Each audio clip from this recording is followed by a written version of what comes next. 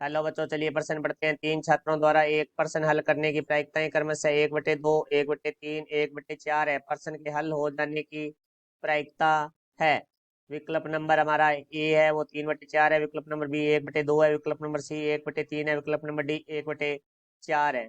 मुख्य अवधारणा, तो हमारा जो प्रश्न है वो प्रायिकता से संबंधित है। तो देखो इसमें हमारी जो घटना के न होने की जो प्रायिकता है, जैसे पी ई डैश, घटना के घटित न होने की प्रायिकता है जो हमारी होती है 1 - पी ई, अर्थात 1 - घटना घटने की प्रायिकता के बराबर होती है। तो देखो 3 छात्रों द्वारा प्रश्न हल करने की प्रायिकता हमें दी गई है। तो देखो पहले छात्र द्वारा, जिसको हम पी ए से लिख रहे हैं, वो हमारे पास है 1/2।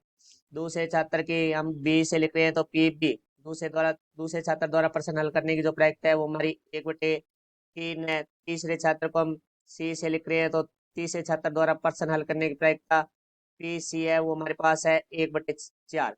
अब देखो हम इनके हल न करने की प्रायिकता निकालते हैं। तो पी ए डैश है वो हमारा बराबर होगा 1 - पी 1 के। तो देखो भाई 1 - पी 1 का जो मान है वो हमारे पास है 1/2। तो यहाँ आ जाएगा 1/2।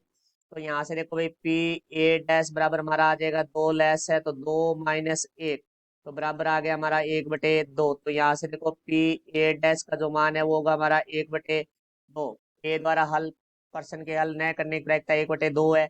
फिर हम बात करते हैं पी बी डैश, बी के द्वारा प्रश्न हल न करने की प्रायिकता। तो 1 - पी बी, तो 1 - पी बी का मान है वो हमारे पास है 1/3। तो यहाँ से 3 हमारा लेस है आ जाएगा तो 3 - 1। तो यहाँ से हमारा जो पी बी डैश है वो आ जाएगा 3 - 1, 2/3। अब देखो हम सी के द्वारा प्रश्न हल न करने की प्रायिकता पी सी डैश है वो हमारी होगी 1 - पी सी। तो 1 - पी सी का मान है 1/4। तो यहाँ से हमारा 4 लेस है आ जाएगा तो 4 - 1। तो पी सी डैश है वो आ जाएगी हमारी 3/4। अब प्रश्न में हमें पूछा गया है प्रश्न के हल हो जाने की प्रायिकता। तो देखो भाई हमारी जो प्रश्न घटना से संबंधित जितनी भी संभावनाएं हैं उन सभी की जो प्रायिकता है उनका योग है वो हमारा 1 होता है। तो देखो प्रश्न के हल हो जाने की प्रायिकता, तो हमारा जो कुल योग है वो घटनाओं का प्रायिकताओं का वो 1 होता है। 1 में से हम प्रश्न के हल न होने की प्रायिकता को माइनस कर दे तो हमारे पास प्रश्न हल हो जाने की प्रायिकता बच जाएगी। तो 1 - P A dash B dash C dash, अर्थात ए द्वारा भी हल नहीं होगी, बी द्वारा भी हल नहीं होगी और सी द्वारा भी हल नहीं होगी। तो देखो 1 में से हम ये हल तीनों द्वारा हल नहीं होने की, क्योंकि तीनों द्वारा ही हल नहीं हुआ प्रश्न, तो हमारा प्रश्न है वो हल नहीं होगा। तो ये माइनस कर देंगे 1 में से, तो हमारे पास पीछे जो बचेगी वो प्रश्न के हल हो जाने की प्रायिकता बचेगी। तो ये घटनाएं हमारी स्वतंत्र है। तो स्वतंत्र घटना में P A dash B dash C dash है वो बराबर होगा हमारा पी ए डैश। तो यहाँ आ जाएगा 1 - P A dash P B dash P C dash.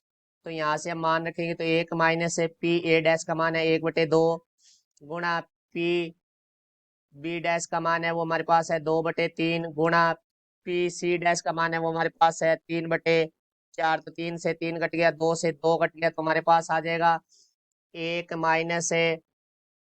1/4। तो 4 यहाँ से लेस है आ जाएगा तो 4 - 1। तो 4 में से 1 घटाएंगे 3/4। तो यहाँ से देखो जो प्रश्न है हल हो जाने की प्रायिकता है वो हमारी होगी 3/4। तो हमारा जो प्रश्न का उत्तर है वो होगा विकल्प नंबर ए 3/4। ये हमारे प्रश्न का उत्तर हुआ। आशा करता हूँ समझाया होगा। धन्यवाद।